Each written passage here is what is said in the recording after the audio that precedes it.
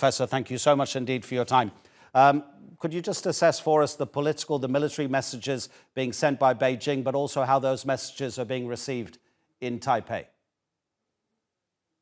Well, general public in Taiwan do not feel immediate threat, but it's a public awareness that China is for the first time that exercising drills so close to Taiwan's territorial water, and the people started to feel that the war is not impossible.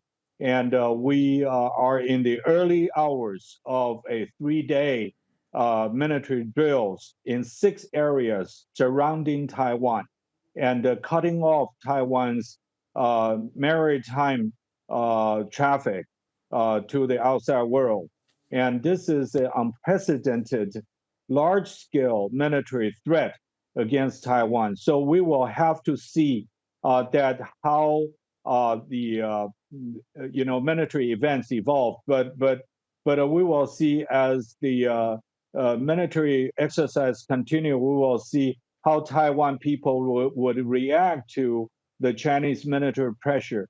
I have to say that people are maintaining strong will, but I also want to share with you that in our public opinion polls few months back, most of the people in Taiwan do not believe that China will use force against Taiwan.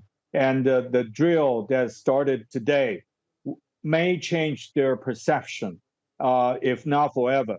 So we will watch that closely, and we hope that the whole world will watching the event with us as we see that China continue its belligerent behavior in the region.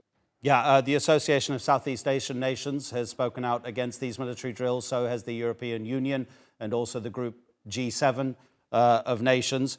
You talked about the disruption to Taiwan's shipping routes. The Taiwanese cabinet has said that 18 international routes are being disrupted by China's military exercises. Professor, in terms of China actually launching military action against Taiwan, do you agree with the assessment that possibly before the People's Congress that's coming up later this year in China, with President Xi having some domestic issues to deal with, the economy, COVID, etc., that this may not be the time right now that that action would happen, the military action? Number one, Xi Jinping, the Chinese leader, does have a handful of domestic problems, but it does not affect his one-man control of the entire Chinese politics. Number two, the time to Chinese, the Chinese Communist Party's 20th Party's Congress is only 2 months away.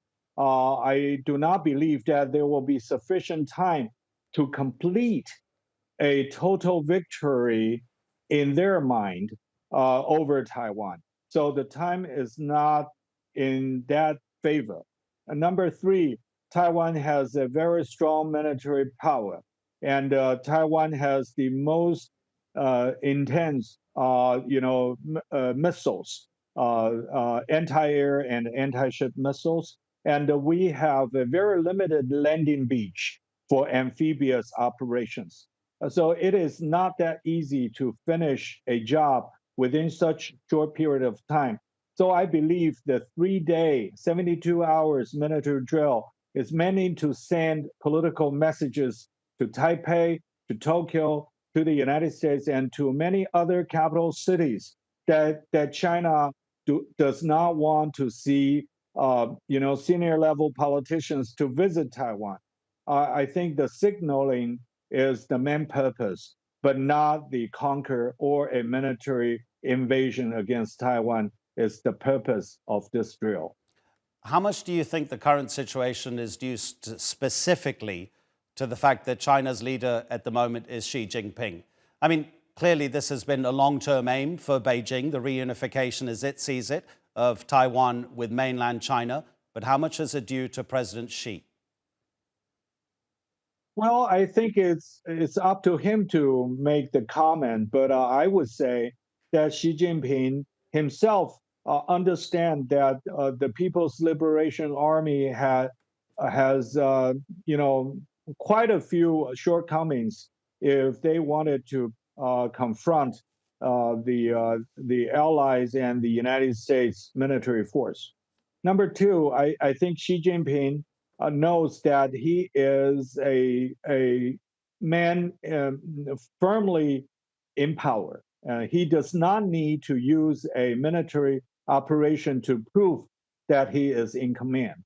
And number three, he said many times that China can move on to unification with other means peacefully, because China's military might and China's growing military capacity, and over time, he believes that peaceful means can reach his goal. So I'm not talking on behalf of Xi Jinping, but I think based on my area of expertise and 30 years of study of Chinese politics, I believe that Xi Jinping does not need a quick military operation before the 20th Party's Congress this fall to prove that he can be in command in China. Professor Alexander Huang, thank you so much indeed for the analysis.